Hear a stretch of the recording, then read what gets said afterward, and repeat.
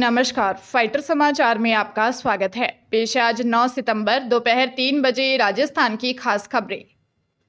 सीकर जिले में स्थित विश्व प्रसिद्ध धार्मिक स्थल हारे का सहारा के नाम से कलयुग में विख्यात खाटू श्याम जी मंदिर के पट आज बंद हैं। आज सोमवार को बाबा श्याम की विशेष पूजा व अर्चना की जा रही है। इसके चलते मंदिर के पट बंद रहे।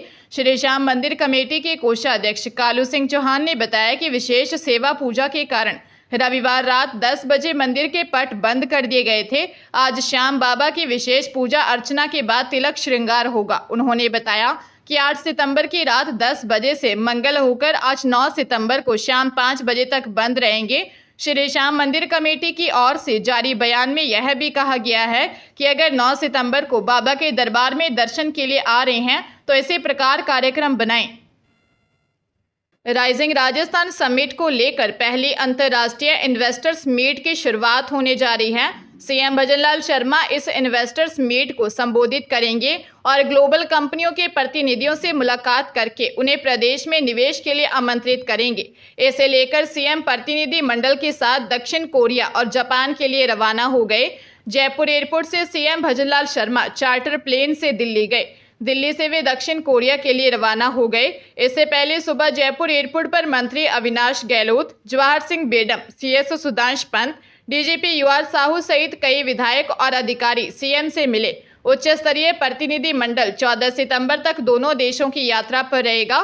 प्रतिनिधि मंडल में deputy CM doctor Premchand Bairwa, ACS Shikhar Agarwal, उद्योग और वाणिज्य विभाग के प्रमुख शासन सचिव अजिताभ शर्मा, रीको और बीआईपी के अधिकारी शामिल हैं। एंटी करप्शन ब्यूरो ने पत्र की 4 माह बाद सरकार के नगर निगम जयपुर हेरिटेज मेयर मुनेश गुर्जर के खिलाफ अभियोजन स्वीकृति जारी कर दी है। यूडीएच सचिव ने अभियोजन स्वीकृति के आदेश जारी किए हैं। एसीबी आज कोर्ट में स्वीकृत पत्र पेश करेगी। यूडीएच मंत्री झाबर सिंह खर्रा ने अभियोजन स्वीकृति की फाइल पर साइन कर दिए हैं। इसके बाद उच्च अधिकारियों की ओर से सीएमओ में फाइल पर चर्चा हुई। अंत में सरकार ने मेयर के खिलाफ अभियोजन स्वीकृति जारी करने का निर्णय लिया। अभियोजन स्वीकृति मिलने के बाद अब एसीबी प्रकरण दर्ज कर कोर्ट में चालान पेश करेगी। गुर्जर को हेरिटेज निगम मेयर का पद भी छोड़ना पड़ सकता है। दरअसल हाईकोर्ट ने मेयर मुनेश के अभियोजन पर डीएलबी से पूछा था कि अभी तक विभाग ने निर्णय क्यों नहीं लिया। निदेशक से 9 सितंबर को हाजिर होकर जवाब मांगा गया था।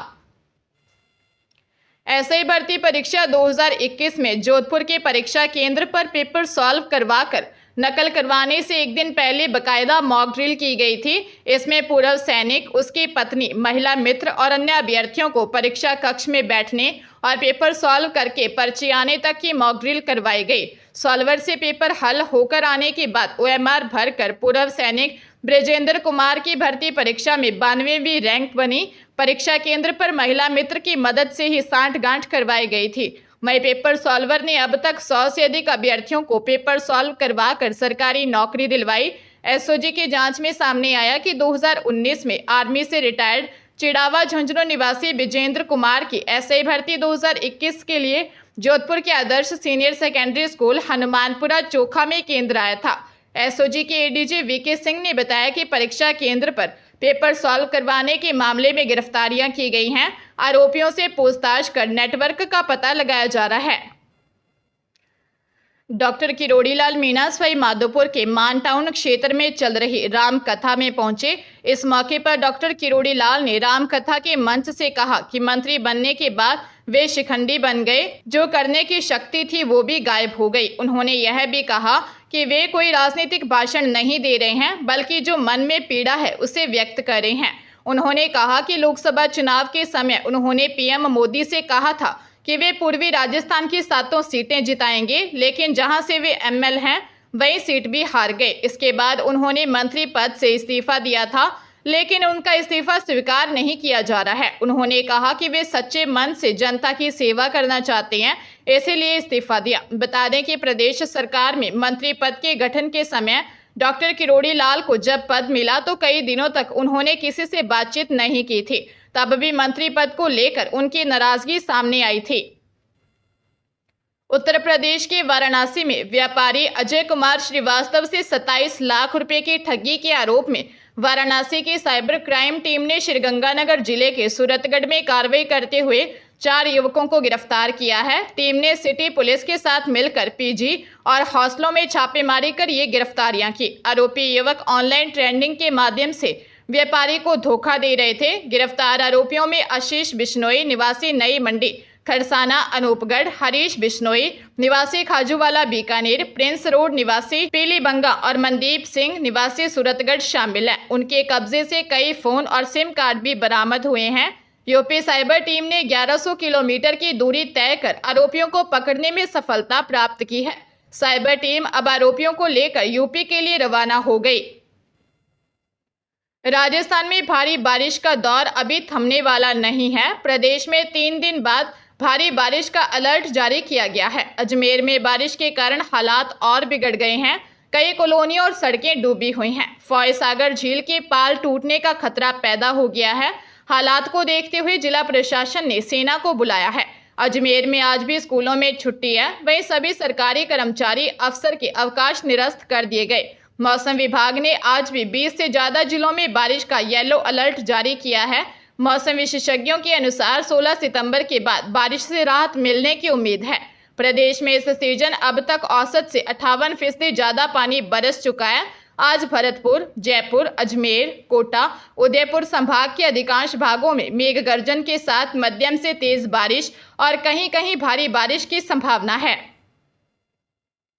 नागौर में दिन दिहाड़े घर से एक विवाहिता को अगवा करने का मामला सामने आया है।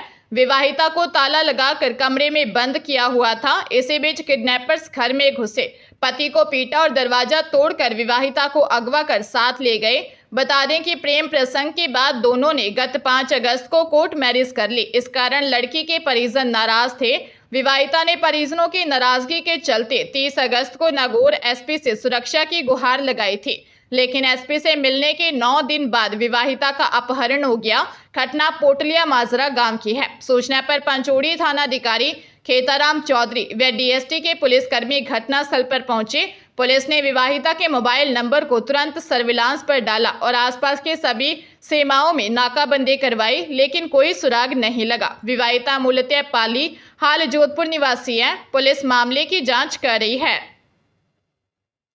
राजस्थान लोक सेवा आयोग की ओर से निकाली गई सहायक सांख्यिकी अधिकारी के 43 पदों पर भर्ती के लिए 12 अगस्त से आवेदन प्रोसेस जारी है। इसके लिए लास्ट डेट कल यानी 10 सितंबर है। इसी प्रकार एएन के 1014 पदों के लिए ऑनलाइन आवेदन 14 अगस्त से जारी हैं और 12 सितंबर 2024 की रात्रि 12 बजे तक किए जा सकेंगे। आयोग सचिव रामनिवास मेहता के अनुसार ऑफलाइन आवेदन स्वीकार नहीं किए जाएंगे। परीक्षा की तारीख और स्थान के संबंध में बाद में सूचित कर दिया जाएगा। शैक्षणिक योग्यता, वर्गवार वर्गीकरण, आवेदन प्रक्रिया और अन्य जानकारी संबंधी विस्तृत सूचना आयोग की वेबसाइट पर उपलब्ध है। एएन पद पर चयनित अभ्यर्थी को 5400 ग्रेड पे सैलरी दी जाएगी।